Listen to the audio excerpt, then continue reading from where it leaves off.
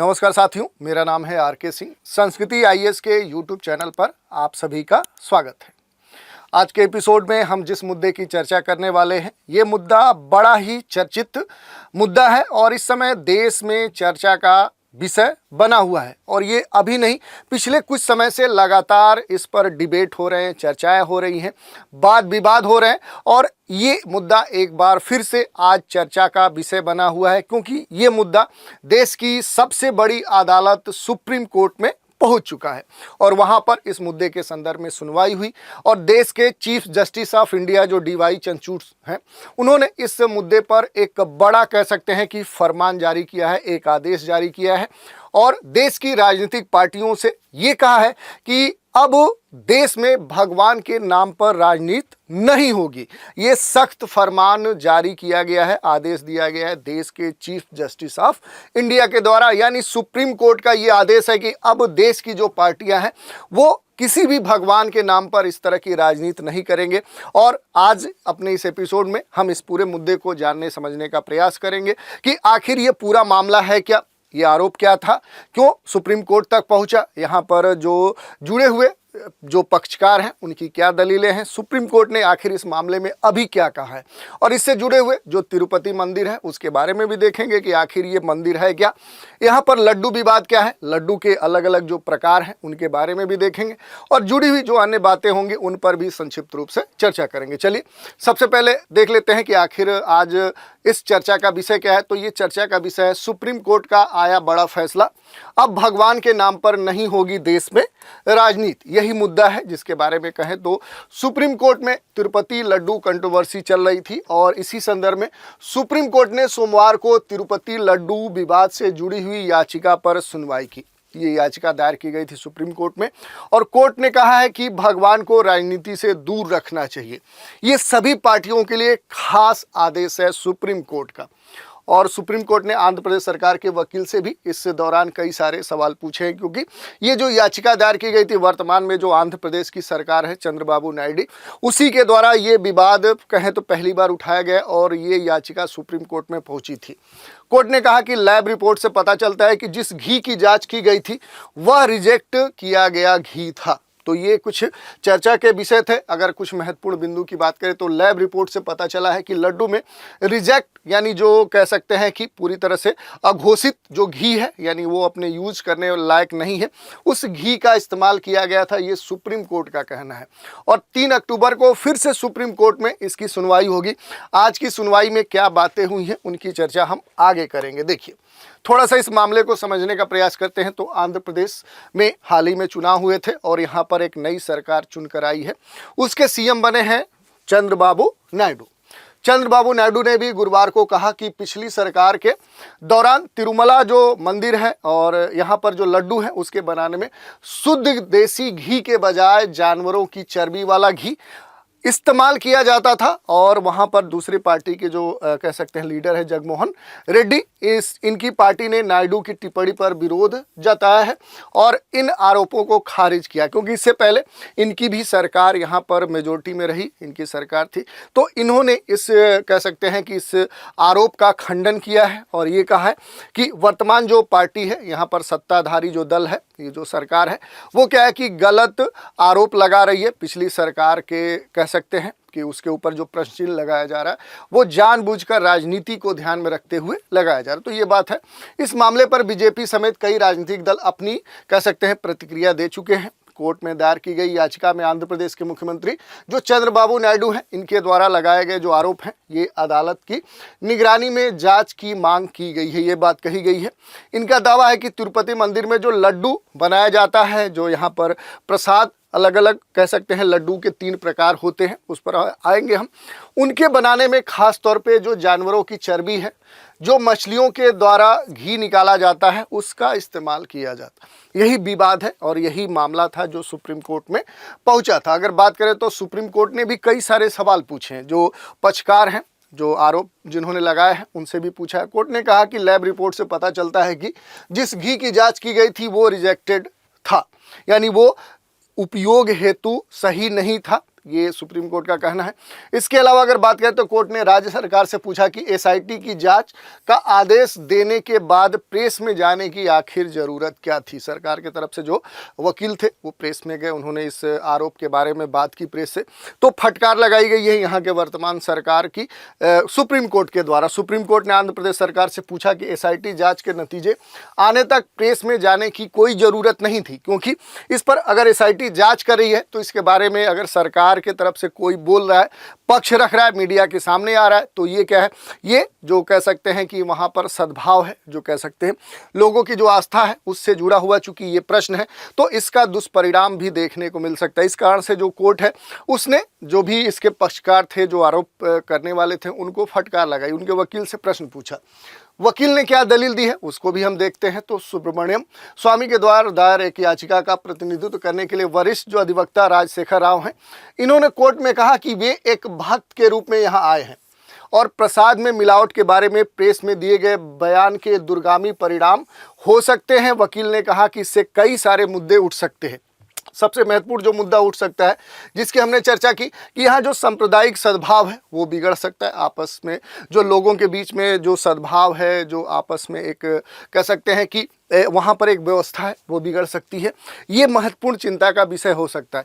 अगर भगवान के प्रसाद पर कोई सवालिया निशान उठा रहा है तो इसकी जांच होनी चाहिए। ये क्या है कि वकील ने इसके संदर्भ में दलील दी है। अब सबसे महत्वपूर्ण जो पॉइंट है उस पर हम आते हैं कि आखिर सुप्रीम कोर्ट ने क्या बात रखी है आज सुनवाई के दौरान। तो देखिए, कोर्ट ने सुनवाई करते हुए कहा कि यह उचित होगा कि देश के जो सॉलिसिटर जनरल हैं तुषार मेहता, वो हमें ये तय करने में सहायता करे, मदद करे कि क्या पहले से जो नियुक्त एसआईटी जांच है उसे जारी रखा जाना चाहिए या किसी स्वतंत्र एजेंसी के द्वारा इसकी जांच कराई जानी चाहिए। कि तिरुपति मंदिर में जो लड्डू वितरित किया जाता है या जो पहले वितरित किया जाता था, उसमें क्या वास्तव में जानवरों की चर्बी मिलाई जाती थी, मछलियों के द्वारा जो उत्पन्न घी है क्या उसका उपयोग किया जाता है, ये बात कही है। यही नहीं, कोर्ट ने इसके बाद मामले को 3 अक्टूबर को दोपहर 3:30 तक रखने का निर्देश दिया है। जज ने वकील लूथरा से कहा कि आपको अपने सभी मुवक्किलों को बताया जाना चाहिए कि वो बयान देने पर संयम करें, क्योंकि ये जो मामला है ये आस्था का है और भगवान से जुड़ा हुआ है और इस पर राजनीति नहीं की जा सकती। ये सख्त आदेश सुप्रीम कोर्ट के चीफ जस्टिस ऑफ इंडिया ने दिया है। सुप्रीम कोर्ट ने कहा कि नमूने में सोयाबीन तेल भी हो सकता है, इसका मतलब यह नहीं है कि मछली के तेल का इस्तेमाल किया गया है। कोर्ट ने कहा कि आपूर्तिकर्ता पर संदेह किया जा सकता है, लेकिन बिना सबूत के ऐसे सार्वजनिक स्थल पर मीडिया के सामने बयान देना उचित नहीं है। सुप्रीम कोर्ट ने अपने आदेश में कहा कि उसका प्रथम दृष्टया मानना है कि जांच प्रक्रियाधीन थी और सीएम नायडू का ऐसा बयान देना उचित नहीं था जिससे कि जनता की जो भावनाएं हैं वो आहत हों, क्योंकि ये जो मंदिर है अपने देश का बड़ा ही चर्चित मंदिर है, आस्था का प्रतीक है और यहाँ बड़ी संख्या में देश और देश के बाहर से भी लोग आकर यहाँ पर अपनी आस्था प्रकट करते हैं, दर्शन करते हैं, उनकी एक आस्था है। और अगर इस तरह का बयान यहाँ पर राज्य के चीफ यानी मुखिया के द्वारा अगर दिया जा रहा है तो ये एक बड़ा मुद्दा है और इसकी संवेदनशीलता काफ़ी महत्वपूर्ण होती है। तो अगर किसी के द्वारा इस तरह का बयान दिया जा रहा आधिकारिक तौर पे, तो इसकी जांच पहले की जानी चाहिए थी, उसके बाद इस पर इस तरह की कोई टिप्पणी की जानी चाहिए थी। ये कोर्ट का कहना है इस मामले के संदर्भ में। अब देखिए, थोड़ा सा इसके बैकग्राउंड को हम देखते हैं कि आखिर ये लड्डू विवाद है क्या। तो देखिए, दरअसल आरोप लगाया गया था आंध्र प्रदेश में जो YSRCP है, इसकी सरकार के दौरान, यानी इस समय जो वर्तमान में चंद्रबाबू नायडू की जो नई सरकार बनी है, इससे पहले जिस पार्टी की यहाँ पर सरकार थी उसके ऊपर ये आरोप है कि जब ये सरकार थी उस दौरान तिरुमला जो मंदिर है, प्रसिद्ध तिरुपति लड्डू जो प्रसादम यहाँ वितरित किया जाता था, उसको बनाने में चर्बी किसकी मिलाई जाती थी, तो जानवरों की चर्बी होती थी। इसके अलावा मछलियों से निकाला गया जो तेल है उसका उपयोग किया जाता था। इसमें कहा गया है कि लड्डू में उपयोग होने वाले गाय के घी के नमूनों के प्रयोगशाला विश्लेषण के बाद जानवरों की चर्बी और मछली के तेल मिले हैं, इसके नमूने प्राप्त हुए। ये राज्य सरकार का दावा है कि ऐसा नहीं है कि हम ऐसे हवाई कह रहे हैं, बल्कि क्या है कि सरकार का ये दावा कि वास्तव में इस टिप्पणी से पहले इसका परीक्षण किया गया था और इस तरह के कह सकते हैं कि इसमें इसके जो नमूने थे उसमें इस तरह के तथ्य सामने आए हैं। अब देखिए, तिरुपति बालाजी में लड्डू बनाने की जो जिम्मेदारी है वो आखिर किसके पास होती है और इसमें सरकार की आखिर क्या भूमिका है, ये समझना बड़ा महत्वपूर्ण है। तो देखिए, तिरुपति बालाजी की देखरेख की जिम्मेदारी तिरुमला तिरुपति देवस्थानम यानी एक कह सकते हैं TTD, इस नाम से इसका शॉर्ट फॉर्म है, इसके पास है। और जो TTD है इसके पास ही मंदिर के प्रसादम यानी लड्डू, उसको प्रसादम बोला जाता है। यानी यहाँ पर तिरुपति मंदिर में जाएंगे तो जो लड्डू यहाँ पर प्रसाद के रूप में बनता है उसे प्रसादम कहा जाता है, इसके बनाने की जिम्मेदारी है। और वर्ष 1932 में ये संस्था बनी थी TTD, और तब से क्या है कि ये लगातार इस अपने कर्तव्य का, अपने ड्यूटीज़ का पालन कर रही है। बोर्ड में कुल 7 सदस्य होते हैं।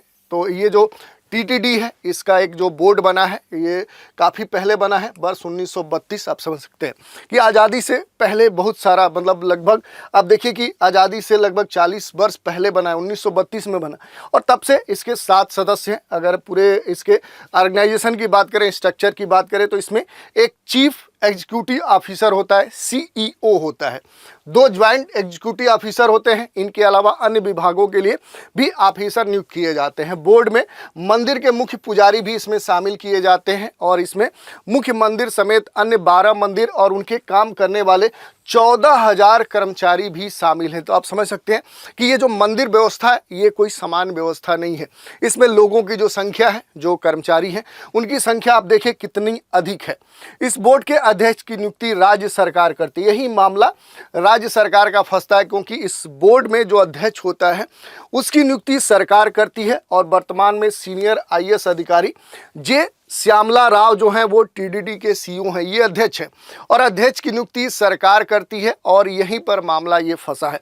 नियुक्ति CM चंद्रबाबू नायडू ने जून 2024 में इन वर्तमान CEO की नियुक्ति की है। तब से ये मामला लगातार चर्चा का विषय बना हुआ है। थोड़ा सा अब देख लेते हैं तिरुपति बालाजी के बारे में। आंध्र प्रदेश के तिरुपति में श्री वेंकटेश्वर मंदिर है, जिसे तिरुपति बालाजी भी कहा जाता है।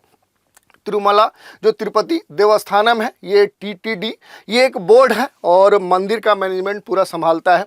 इसमें 7 मेंबर हैं। पहले हमने बताया जो मुख्य इसका अध्यक्ष होता है, जो CEO होता है, उसकी जो नियुक्ति है वो सरकार करती है।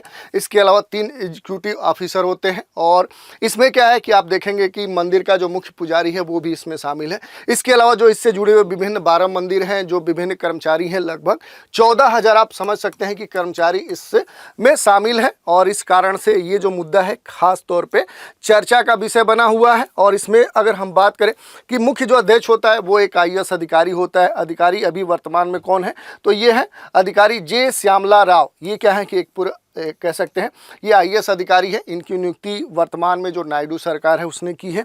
और आशीर्वाद के रूप में तिरुपति लड्डू मिलता है। यहाँ पर लड्डू को पेमेंट, ट्रेडमार्क और GI टैग भी मिला हुआ है। ये काफ़ी महत्वपूर्ण है, ये सामान्य बात नहीं है। यहाँ का जो लड्डू है वो विशेष है।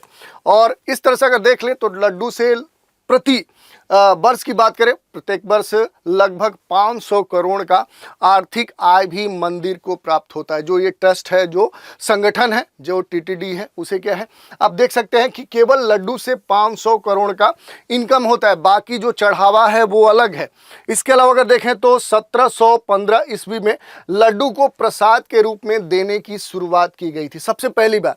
यानी जब इस मंदिर से जुड़ी हुई अगर बात करें थोड़ा सा इतिहास की, तो 1715 कितना पुराना इतिहास है। तब से क्या है कि यहाँ पर ये लड्डू प्रसाद के रूप में वितरित किया जा रहा है। और धीरे धीरे क्या है कि इसका विस्तार हुआ, इसका स्वरूप परिवर्तित हुआ, इसके प्रकार परिवर्तित हुए। तो उस पर भी हम चर्चा करेंगे। देखिए, डेटा की बात करें तो लगभग 3.5 लाख लड्डू रोज बनते हैं और एक लड्डू बनाने में करीब 40 रुपए की लागत आती है। लड्डू प्रसाद से मंदिर को हर साल करीब 500 करोड़ का इनकम होता है। थोड़ा सा लड्डू के बारे में देखते हैं कि लड्डू किन चीज़ों से बनता है। तो देखिए, एक दिन के लड्डू की जो सामग्री है, यानी उस मंदिर में जो टोटल लड्डू बनते हैं उसके लिए लगभग 500 किलो शुद्ध घी की बात कही जाती है कि इसका उपयोग किया जाता है। 750 किलो काजू का इस्तेमाल किया जाता है, 500 किलोग्राम किशमिश का और 200 किलोग्राम इलायची का उपयोग किया जाता है। तब जाके इस मंदिर का प्रसाद पूरी तरह से बनता है। क्या तिरुपति के सभी 3 प्रकार के लड्डू में जानवरों की चर्बी पाई गई है? एक बड़ा प्रश्न है, क्योंकि यहाँ जो प्रसादम है ये 3 प्रकार का है। थोड़ा सा उसको भी हम देखेंगे। जैसे तिरुपति में भगवान को 3 प्रकार के लड्डू अर्पित किए जाते हैं। चूँकि सभी प्रकार के जो लड्डू हैं उनके बनाने में ये कहा गया है कि दूषित घी का उपयोग किया गया है, इस कारण से वे सभी प्रभावित हुए हैं। भगवान को 3 प्रकार के लड्डू अर्पित किए जाते हैं। पहला जो लड्डू है उसको प्रोक्तम लड्डू कहते हैं। ये जो प्रसाद है, लड्डू के अलग अलग जो आकार हैं उसके आधार पर इन लड्डुओं के प्रसादों का वर्गीकरण किया गया है। थोड़ा सा उसको देखते हैं। देखिए, जो प्रोक्तम लड्डू है ये लड्डू साइज में सबसे छोटा होता है, छोटे छोटे आकार का लड्डू होता है। इसे दर्शन के लिए आने वाले भक्तों को मुफ्त में दिया जाता है प्रसाद के रूप में, इसका कोई शुल्क नहीं लिया जाता है। एक लड्डू करीब 40 ग्राम का होता है, तो ये इसके बारे में दिया गया। दूसरा जो लड्डू है उसे अस्थानम लड्डू कहते हैं। इसे विशेष अगर किसी ओकेजन, कोई त्यौहार होता है, कोई पर्व होता है, उस अवसर पर बनाया जाता है। ये प्रोक्तम लड्डू से थोड़ा सा बड़ा होता है। आप देख सकते हैं इसका जो वजन है वो लगभग 175 ग्राम है। पहला वाला जो लड्डू है वो लगभग 40 ग्राम है, तो आप समझ सकते हैं उससे ये क्या होगा, वजन में बड़ा होगा। इसकी जो कीमत है वो 50 रुपये होती है। इसमें केसर, काजू, बादाम का ज़्यादातर इस्तेमाल किया जाता है। तो आप समझ सकते हैं पहला जो लड्डू है प्रोक्तम है वो फ्री यहाँ पर निःशुल्क बांटा जाता है प्रसाद के रूप में। लेकिन अस्थानम जो लड्डू है ये निःशुल्क नहीं होता है, बल्कि इसके लिए शुल्क लिया जाता है। शुल्क 50 रुपये होता है। और जो कल्याणोत्सव लड्डू है, इस लड्डू की सबसे ज़्यादा मांग यहाँ पर है। जो भक्त अर्जित सेवा और कल्याणोत्सव में भाग लेते हैं उन्हें ये दिया जाता है। इसका जो वजन है लगभग 750 ग्राम है, यानी 1 किलो से कम है। और इसकी जो कीमत होती है वो 200 रुपये होती है। और इसको बनाने में आप पहले ही हमने बताया काजू, किशमिश, इसके अलावा इलायची और फिर क्या है कि इससे जुड़े हुए जो पदार्थ हैं वो मिलाकर ये बनाया जाता है। तो ये हमने देख लिया यहाँ पर प्रसाद के रूप में जो 3 प्रकार के लड्डू दिए जाते हैं उनका क्या वर्गीकरण है और किन अवसर पर इन्हें प्रदान किया जाता है। तो ये हमने देख लिया। अब थोड़ा सा महत्वपूर्ण बिंदु ये भी हो जाता है इस मंदिर के बारे में बेसिक जानकारी, क्योंकि इससे जुड़े हुए भी प्रश्न आपके पूछे जा सकते हैं। आर्ट एंड कल्चर की बात करें या इस व्यवस्था पर आधारित प्रश्न की बात करें या सामान्य जागरूकता के आधार पर भी देखें तो यहाँ से प्रश्न के बन सकते हैं। थोड़ा सा देखते हैं। ये जो मंदिर है तिरुमला पहाड़ी पर स्थित है और श्री वेंकटेश्वर मंदिर के नाम से जाना जाता है। इसके अलावा तिरुपति बालाजी मंदिर भी कहा जाता है। इस शहर की पहचान है ये मंदिर। हर दिन हजारों की संख्या में यहाँ पर श्रद्धालु देश और देश के बाहर से यहाँ पर आते हैं और भगवान वेंकटेश, जिन्हें श्री विष्णु का अवतार माना जाता है, इनके दर्शन करते हैं। बड़ा उनकी आस्था होती है। 12वीं शताब्दी में निर्मित ये मंदिर है। हिंदू धर्म का एक पवित्र तीर्थ स्थल है। तो आपको इसका जो ईयर है वो पता होना चाहिए, 12वीं सदी का है। और वर्तमान समय में मंदिर के रखरखाव की जो जिम्मेदारी है वो टीटीडी की है। इसकी व्यवस्था हमने पहले ही आपको बता दी है। इसके अलावा अगर देखें तो समुद्र तल से लगभग 853 मीटर ऊंचाई पर यह मंदिर अवस्थित है। मंदिर 16.2 एकड़ के क्षेत्र में फैला है और मंदिर के गर्भगृह में भगवान वेंकटेश्वर की काले रंग की सुंदर प्रतिमा स्थापित की गई है, जिसके दर्शन के लिए लोग यहाँ पर काफ़ी संख्या में पहुँचते हैं।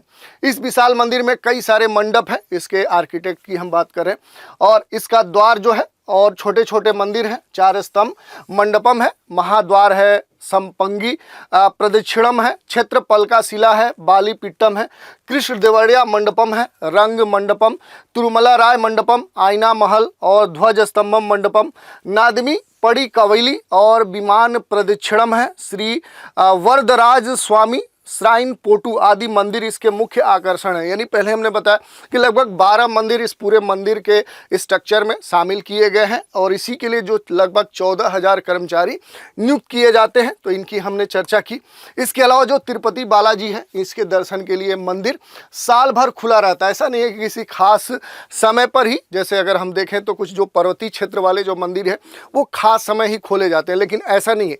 ये मंदिर सालों भर खुला रहता है। लेकिन सबसे अधिक जो भीड़ यहाँ पर आती है वो क्या है कि सितंबर माह से लेकर फरवरी माह के बीच में आती है। इसके अलावा ये जो तिरुमला पहाड़ी है ये खास तौर पे चर्चा में है। तो भूगोल के अंतर्गत आप इसके बारे में भी जान सकते हैं, ये पहाड़ी कहाँ पर है, इसका नेचर क्या है। और इसके अलावा मंदिर की यात्रा में पहाड़ियों पर चढ़ना एक कह सकते हैं एडवेंचर है। जो लोग ट्रैकिंग के शौकीन होते हैं वो उन्हें बड़ा आनंद आता है। और इसके लिए यहाँ देखें तो परिवहन के विभिन्न साधन भी उपलब्ध हैं, जिनमें बसें, टैक्सी और अन्य कह सकते हैं साधन परिवहन के मौजूद हैं। तो इस तरह से हमने देख लिया कि आखिर ये जो तिरुपति लड्डू विवाद है, इस मंदिर से जुड़ा हुआ जो विवाद है, आखिर ये है क्या और इससे जुड़ी हुई जो महत्वपूर्ण बातें हैं उन पर चर्चा की। और सबसे महत्वपूर्ण बात की जो सुप्रीम कोर्ट ने कहा है कि अपने देश में किसी भी पार्टी के द्वारा भगवान के नाम पर राजनीति नहीं की जा सकती। ये सख्त आदेश जारी किया गया है देश के सर्वोच्च न्यायालय सुप्रीम कोर्ट के चीफ जस्टिस ऑफ इंडिया के द्वारा। तो आज के एपिसोड में ये सारे मुद्दे थे जिनके बारे में हमने चर्चा की। तो आज के एपिसोड में इतना ही। नए एपिसोड में एक नए मुद्दे के साथ फिर मिलेंगे, तो आप हमारे साथ बने रहें। इसके लिए धन्यवाद।